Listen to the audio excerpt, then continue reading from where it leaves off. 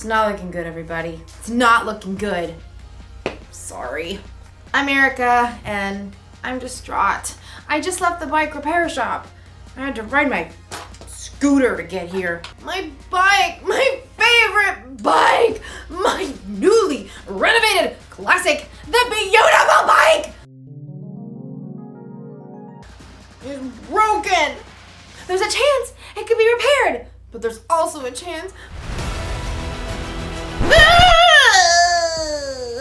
my bicycle has seen her last ride. It's not looking good, guys. I apologize.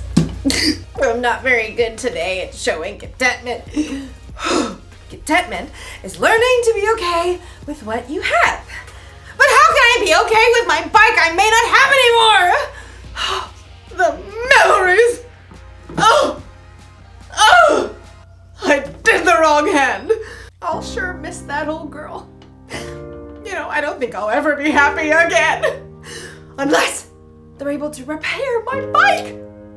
Or unless I can save up enough money to buy a new bike. But until then, I guess I'm gonna have to be sad. Because my bike is broken. Because it's broken. In today's story, we'll hear about some people who were stuck somewhere between where they used to be and where they wanted to go. If only they could have been okay with what they had in the present. Hey, I have a scooter. I can ride it to the store to go look at new bikes. Bye, guys. The store is the other way. The Bible. It's 66 books of history, stories, letters, and poetry that fit together to form God's one big story. The epic adventure of how He created us and loves us so much that He made a way to rescue us. As we travel through the Bible, from Genesis to Revelation, we discover people who met God and found their lives changed forever. Now, for an amazing story.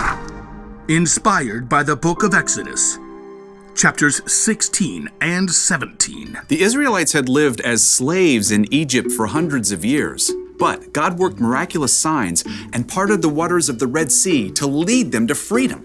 Sing to the Lord, He was greatly honored. He has brought Pharaoh's horses and chariot drivers into the Red Sea. God's people were free.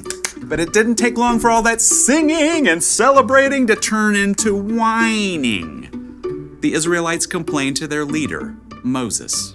You must want all of us to die of hunger out here. Yeah, we had it good in Egypt. All the food we wanted. You do remember you were slaves, right? But we had so much meat we could barbecue every day.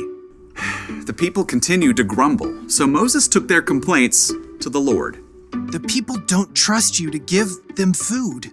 I will rain down bread from heaven for you. The people must go out each day.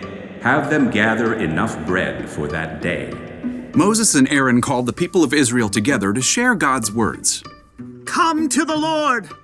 He has heard you speak against him. As Aaron spoke, the glory of the Lord appeared as a cloud in the desert.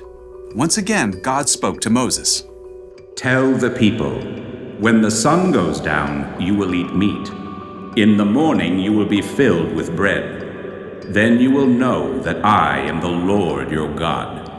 Moses and Aaron told the people everything that God had said. In the evening, you will know that the Lord brought you out of Egypt, and in the morning you will see the glory of the Lord. He will give you meat to eat in the evening. He'll give you all the bread you want in the morning. Ha! Seeing is believing. Then you should probably look over there. Whoa. A large flock of quail, more birds than anyone had ever seen, settled upon the camp like a twittering, fluttering ocean. Quail barbecue for dinner! That evening, everybody in the camp ate their fill. And in the morning, heavy dew settled on the ground. And as it dried, it left something behind. What's this? Looks like snow. Like what? The stuff that falls on mountaintops. Flaky, white, tastes like honey. This is manna. It's the bread the Lord has given you to eat. Gather only as much as you need for the day. What about tomorrow? Don't keep any of it until morning. God will give us what we need then. The Israelites gathered up the manna, sharing until each family had enough. Manna cakes, manna pudding, manna tostadas. Manna and quail pizza. Some people disobeyed God and tried to keep leftovers until the next day. Ew. But any manna kept overnight, filled with maggots. As long as the Israelites stayed in the desert, the Lord provided fresh manna for them to eat every single morning. Time to move camp. The Israelites soon moved to their next camp in Rephidim, and although manna was plentiful, fresh water was not. Seriously? I am so parched. Even though God had worked miracle upon miracle and provided food from nowhere, the Israelites still panicked. They turned on Moses once again. Give us water to drink right now. Why are you arguing with me? Don't you trust the Lord? Why did you lead us out of Egypt? At least we had water there. Now we're all going to die of thirst. The Israelites were so angry, they actually picked up stones to throw at Moses. Frustrated, Moses cried out to the Lord.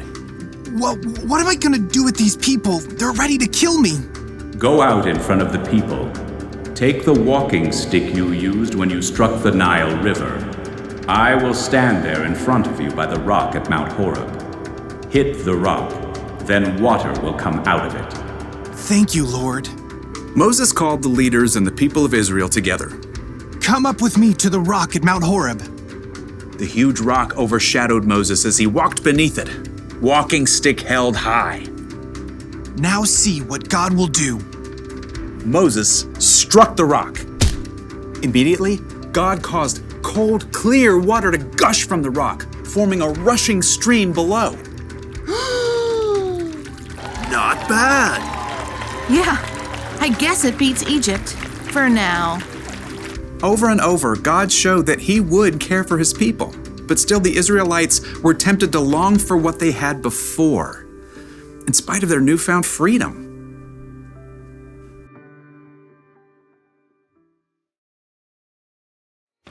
The Israelites were slaves in Egypt, but then God rescued them and brought them into freedom. You'd think they would be overjoyed, but instead, they whined and complained about what they didn't have. Now, it's easy for us to look back at the Israelites and think, how could they act that way? Didn't they realize what God had done for them? But the truth is, we can sometimes whine and complain when we don't immediately get what we want.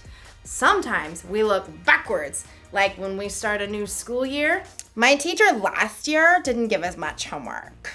Sometimes we look to the future, like when we're waiting for something exciting. I want Christmas to be here right now! We spend all this time looking backward and forward that we completely forget to look at what we have right now. For instance, right now, I may not have a bicycle, but I do have a scooter. What about you? Think about it. Don't think about what you don't have. Think of what you do have. It could be a favorite toy or a favorite thing to wear. Could be friends. Could be a place to sleep at night. Could be family. What do you have right now? I can tell you one thing you have, no matter who you are. You have a God who loves you so much that He sent His Son Jesus to die for you. And that will always be true. Here's the one thing to remember today. Don't miss out on what you have right now. Right now, I have a good attitude. I've got strength and energy. And I've got a scooter to ride around on. I'm so content. I'll see ya.